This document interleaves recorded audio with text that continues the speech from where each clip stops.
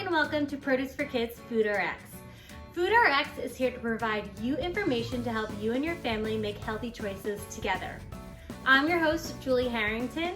I'm a registered dietitian and a chef, and today's topic is all about hydration. Water is an essential nutrient. Did you know that 60% of our bodies are made up of water? Water is essential to our everyday lives because it helps with all of our bodily functions. Water and proper hydration will help regulate body temperature, help transport nutrients and oxygen into the cells, and helps with all bodily functions. So now with the weather being a lot warmer, we're out in the sun more, we might feel the effects of dehydration a little bit more, but the lesson today about hydration applies all year round. We lose water through living our everyday lives, through breathing, through using the bathroom, through sweating. Most of the time we're able to hydrate ourselves properly from just the beverages we're drinking and also the foods that we're consuming.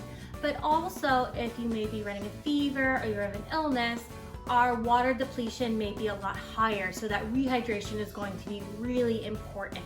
So some signs and symptoms that come along with noting for dehydration is obviously dry mouth when you're feeling thirsty, if you have cracked lips, if you're dizzy, drowsy, fatigued, headaches. So one other telltale sign is actually if you look at the color of your urine. If your urine is very dark, then that means you're more dehydrated than if it is really light and a pale yellow. So something to just keep in mind. The way to correct dehydration is to rehydrate. And it doesn't just come from only beverages, but also the foods that we consume. So you can stick to plain old water. Obviously that's gonna be a really great choice. To make water consumption more fun, I like to invest in some fun water bottles or some tumblers that can help keep your beverage cold. To make it fun for kids, they can have a different color water bottle for every day of the week. They could even add some stickers to make it a little bit more fun. Also, keep a water bottle with you everywhere you go so you never are without any water to hydrate you. But if you get bored of just plain old water, what about trying to infuse it? In this glass, I have some lemon and cucumber, and that little bit of flavor really enhances that water to add some extra flavor. And again, we're not adding any calories or added sugar here. It's just really infusing it with a little bit of lemon and the freshness of the cucumber. Some other options can be some mint with some grapefruit, some mango, that's really delicious, mint with some cucumber, that's a really refreshing drink. The possibilities are endless, so find which one you like best and always play around with the variety. Sparkling waters can be a really great way. This does include to your hydration because it's just added with natural flavors. There's no added sugar. So you want to be mindful of that when you're picking your sparkling water or beverages. You really don't want that added sugar or caffeine added to those beverages. So again, this switches it up. Instead of just your plain water or your just plain flat infused water, now you have fizzy flavored water.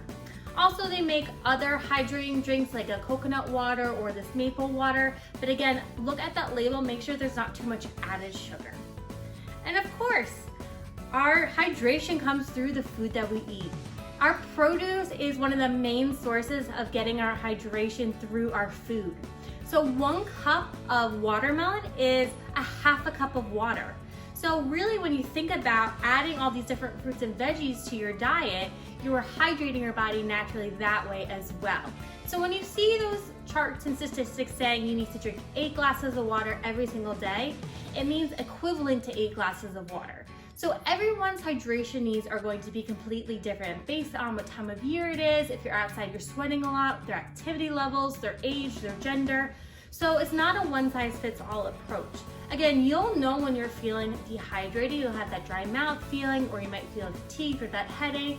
So just make sure you're getting enough through our food and beverages.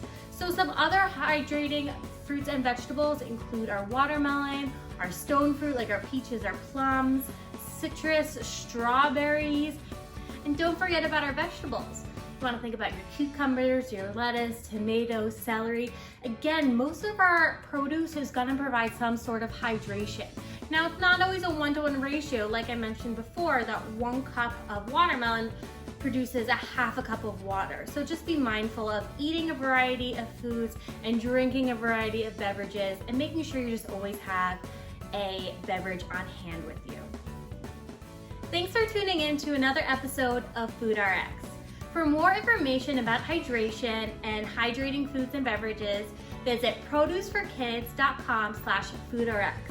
I would love to hear your ideas of how you're adding more hydration into your everyday lives. So comment below about your favorite drinks, your favorite foods, or even your favorite infused beverage combinations that is helping you stay hydrated during these hot summer months.